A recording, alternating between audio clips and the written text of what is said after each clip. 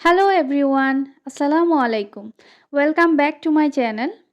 Thank you so much আমাকে এত ভালোবাসা দেওয়ার জন্য। আমি যে এত অল্প সময়ে আপনাদের এত ভালোবাসা অর্জন করব, আপনারা যে আমাকে এত ভালোবাসা দিবেন আমার এই স্পিরিচুয়াল জার্নিতে আমি কখনো কল্পনা করি নাই। এটার জন্য আমি আপনাদের প্রতি অনেক, অনেক গ্রেটফুল। আজকে আমি খুবই ছোট একটা টপিক নিয়ে কথা বলবো, যেটা আমি কমেন্টে সচরাচর দেখতে পাই। অনেকে বলে যে আমরা ট্যারট কার্ড রিডিং দেখি, মানে যে কার্ড দিয়ে রিডিং করা হয় ওইসব দেখি। তারপর বিভিন্ন অ্যাস্ট্রোলজি যারা আমাদের বাত গণনা করে তাদের কাছে যাই, তারাও সেম কথাই বলে। আর বিভিন্ন নিউরোলজি টাইপসের যে ভিডিওগুলা দেখি ওখানেও আমরা যেই সমস্যাতে আছি, যে ধরনের সমস্যা আমরা ফেস করছি, আমাদের বর্তমান পরিস্থিতি যেমন, ঠিক সেম কথা ওরা বলে। তাহলে ওরা কিভাবে বলে? তারা তো আমার সম্পর্কে জানে না বা আমার কি পরিস্থিতি তারা জানে না। কিন্তু এই কার্ডে বলেন, আমার অ্যাস্ট্রোলজিতে বলেন, নিউমেরোলজিতে বলেন, আমি কোথাও হাত দেখালেও আমার হাতের রেখা পড়ে তারা বলে যে যা আমি বর্তমান পরিস্থিতিতে ফিল করছি, আমার বর্তমান পরিস্থিতিতে যেমন সমস্যা চলছে, ঠিক সেম কথাই বলে। আর ওরা যা, যা কথা বলে সবকিছু আমার পরিস্থিতির সাথে মিলে যায়। তাহলে এটা কিভাবে হয়? যখন আমার হরোস্কোপ দেখি তখন ওখানে যা, যা বলে সবই একদমই সত্য কথা। তাহলে এটা কিভাবে হয়? আমার কথা হচ্ছে যে আরে এটা তো হবেই স্বাভাবিক। কারণ আপনার প্রত্যেকটা জিনিস এখন আপনার ভেতরে যে কনসিয়াসনেসটা আছে, আপনার ভেতরে যা চলছে সেটা বাইরে রিফ্লেক্ট করবে তো। কারণ আপনার এখন যেরকম বর্তমান পরিস্থিতি আছে, ঠিক সেরকম এখন আপনার যেমন বর্তমান পরিস্থিতি আছে, আপনার কার্ডও ঠিক সেম রিফ্লেক্ট করবে।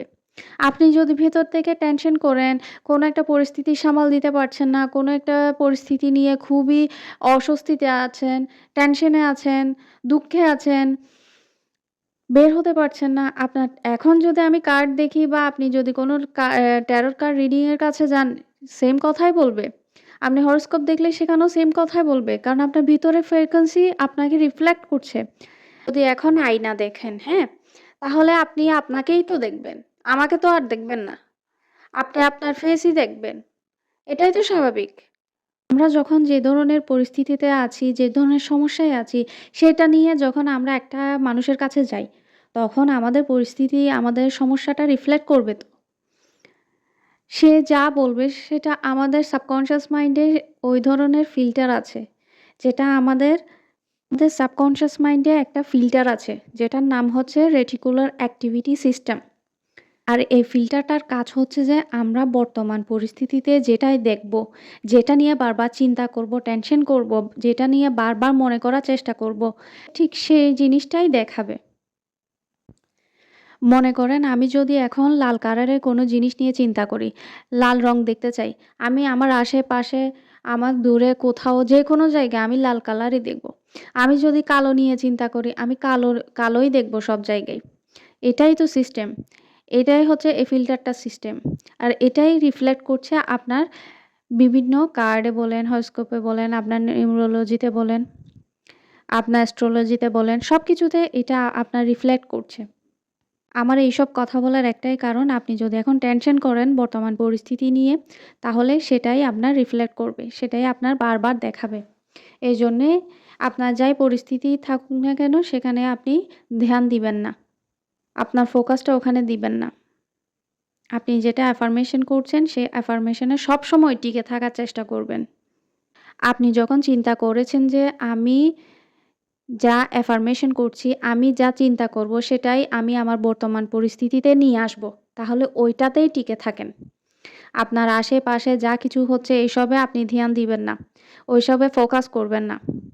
আপনার অ্যাফার্মেশনে টিকে থাকেন, সেটার মতোই অ্যাক্ট করেন, নিজেকে ওভাবে কল্পনা করেন, ওভাবে অভিনয় করেন। কারণ যত বেশি অভিনয় করবেন সেটা আপনার বর্তমান পরিস্থিতিতে চলে আসবে। আপনার বর্তমান পরিস্থিতিতে দেখানো শুরু করে দিবে। এইজন্যে যেভাবেই যেমন পরিস্থিতি আপনি চাচ্ছেন, যে ধরনের মানুষ আপনি হতে চাচ্ছেন, সেই ধরনের মানুষ হওয়ার অভিনয় করা শুরু করে দিন। এবং এভাবে করতে, করতে একদিন দেখবেন আপনার বর্তমান পরিস্থিতি এমন হয়েছে। Act like this and be like this. আপনি যেভাবে হতে চাচ্ছেন ঠিক সেভাবে অভিনয় করুন।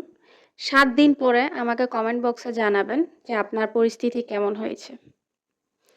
আজকে তাহলে এই পর্যন্ত থাকুক। আপনার সাথে আমার দেখা হবে নেক্সট ভিডিওতে। সে পর্যন্ত ভালো থাকবেন। Thank you so much.